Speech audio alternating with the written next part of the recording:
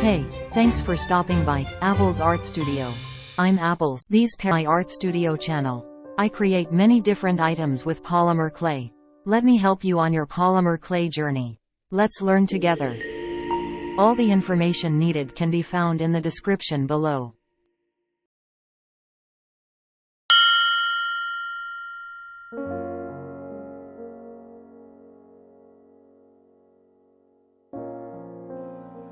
Oh no, do I have enough clay?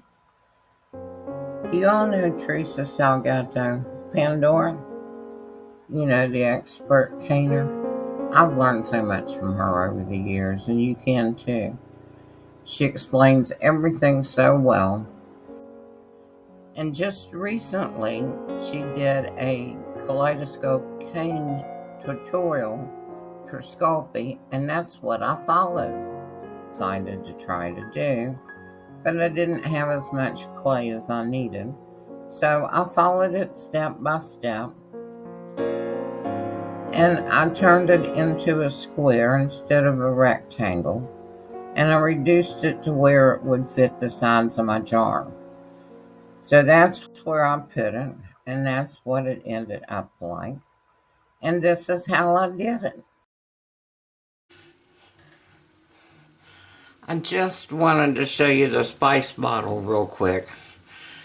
And I still have this much cane left of this that I can do something else with. And I've got like 4 or 5 little pieces over there. What makes it possible for me to do this with such little amount of cane is I have a Lucy clay slicer. And I can slice the slices super duper thin and still get the pattern on there, but it didn't take as much cane. And I put the gold on the lid. Make sure that you have no air bubbles under any of this. I put my little apple on the signature on the bottom, and this one's ready to bake. Now, don't forget to take the plastic lid, sprinkle lid thing off of your spice jar before you bake it. Same thing with little plastic stoppers in salt and pepper shakers. Ask me how I know. They melt.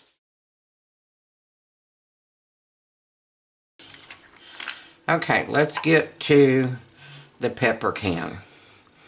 This is a black pepper can. I use these all the time because you can put the lid right back on it and still use it in your kitchen or wherever. You've still got your sprinkles, your pours, and your spoon out on the top. So, but you can't bake it with that little white lid on there. Okay, what I did, I took my cane, and this is all of the cane I have of this. And I put 4 slices on here. I put rolled out to a number 7 black sheet of clay on here first. And I'm going to cover it all the way around in the black clay because it did not come out to the edge. But you can't really tell it no matter which direction you look at it because it blends into the black. So it's easier to put your pieces together. And get these out of the way.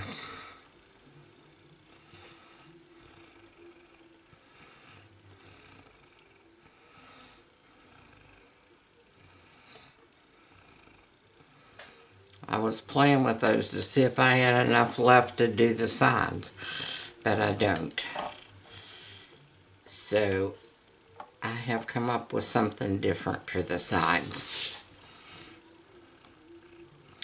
But it's easier if you put these 4 pieces together on your work surface first, because these are all going to go down as one piece, and we can hook that back together. Okay, I'm sorry, I lost some of my footage there where I put this black clay onto the tin, but I'll show you what I did when I go to do the sides. I'm just taking my smallest, well, not my smallest, but my 1/4 inch cane bender. I find these cane benders are so handy, not just with making canes, but with a lot of things.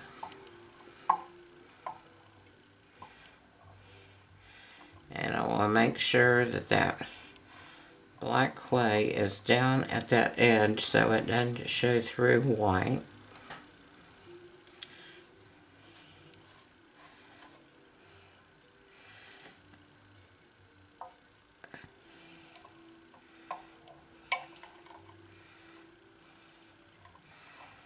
Okay. I think I've worked out all of my air.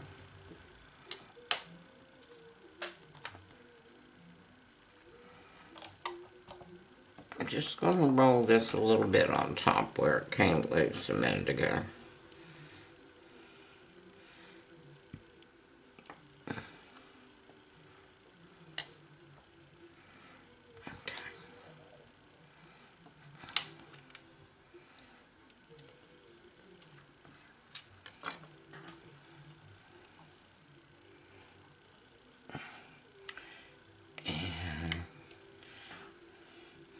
I'll make sure at least this bottom one right now is straight before I go to put it on there.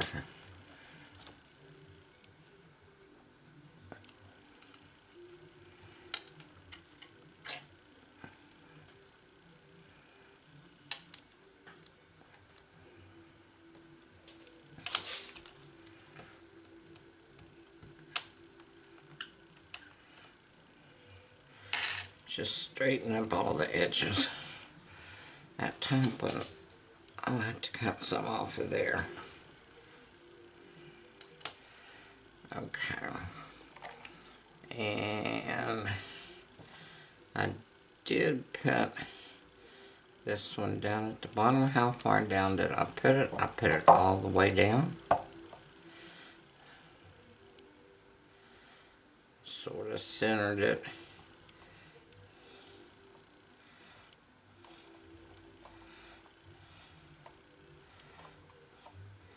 And gently press it down. And I'm going to cut it off right there.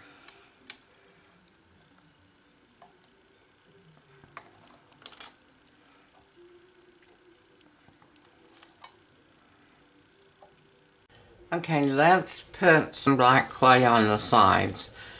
And hopefully I won't lose this footage and be able to show you how to do it if I can get the glue open.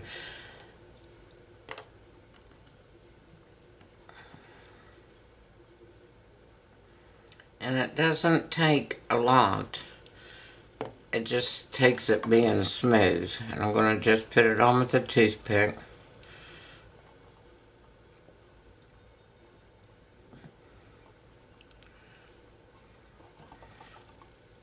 And this dries clear if you happen to get some outside the lines.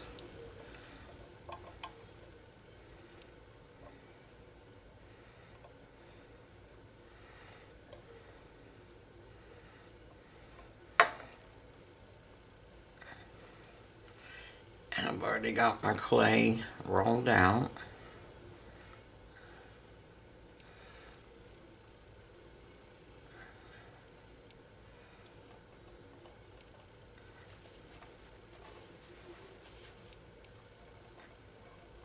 Make sure there isn't any air underneath.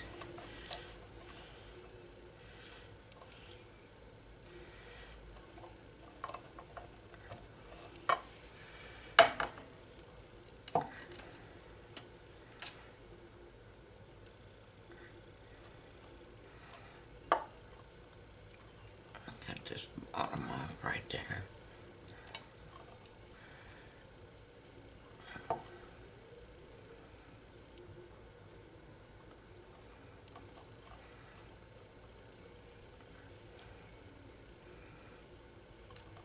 Cut the sides off.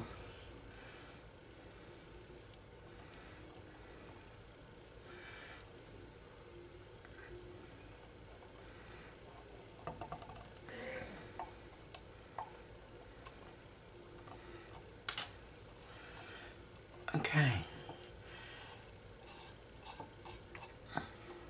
Let me do the other side. It's not done yet. And I'll come back and we'll do a Natasha to put on each side. So we'll be right back.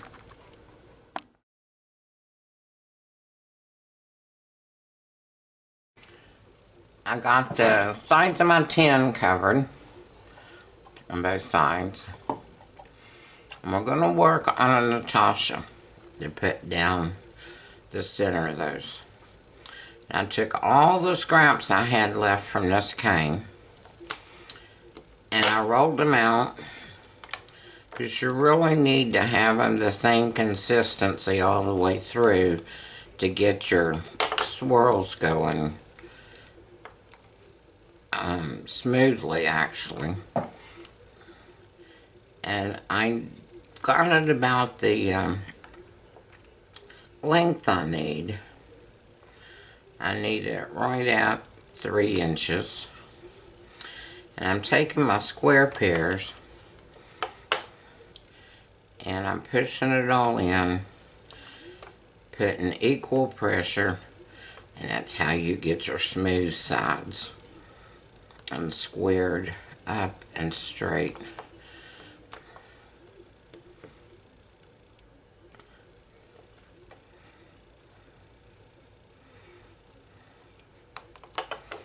And their square pairs come in different sizes, and this happened to be the, we'll say, 1/2 inch size, and it happened to fit.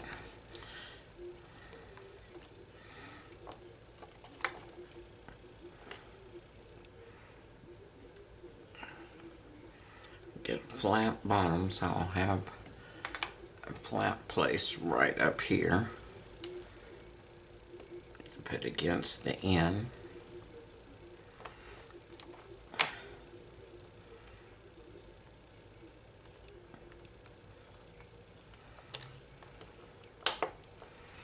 And I need to get 4 slices out of this. You have to match 2 together to have a Natasha design. So I need to get 4 slices out of this, 2 for each side. I'm going over here to my Lucy clay slicer and see if I can't accomplish that and see what it looks like, and then I'll be back. As you can see, I got 8 slices because my Lucy clay slicer can do nice thin even slices that I can't do. But anyhow, you can see the difference. These 2 are more spotted design and these 2 are more linear, and it depends on where you cut it with the end of the cane that you twisted up. So I think I'm going to use these 2 on my tin. And I actually have something else to put these on. I found some little tiny spice jars in my pantry, and I actually emptied out the ginger and nutmeg to be able to cover them in this, because I thought they were just so cute. And then I'll put my ginger and nutmeg back in there. So, that's our top.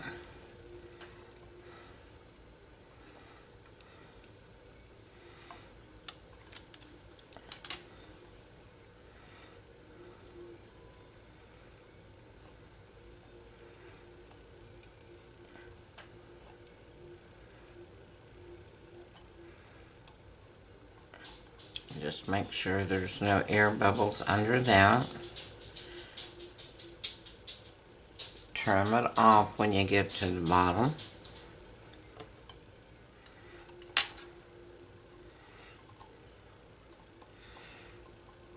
Another cool design on there, and it still matches.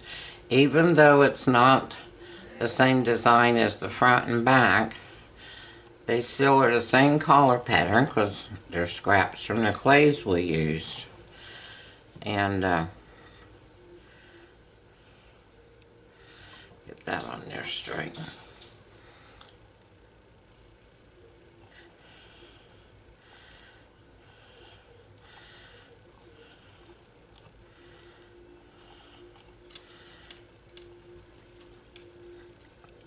And cut that one off at the bottom.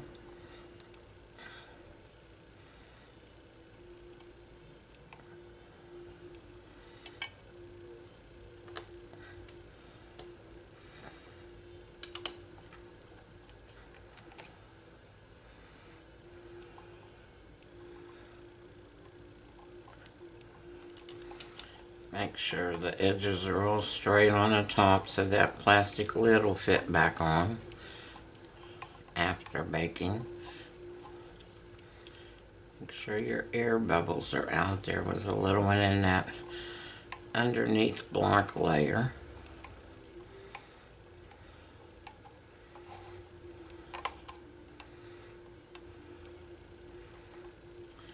Okay. This is ready to bake. So we'll put it over here with our spice jar. I had some leftover scraps, so I twisted them together, rolled them through the pasta machine, and then I cut them. I sliced them in thin slices and laid them up against each other and just sort of offset some of them, and some of them I didn't. But that's how I ended up with doing this little stand. And I put some feet on the bottom and my apple signature. And it's just to rest your cooking utensils on when you're cooking dinner. So you can just set it on your cabinet. And when I baked it on half of a toilet paper roll. I didn't want a lot of curve.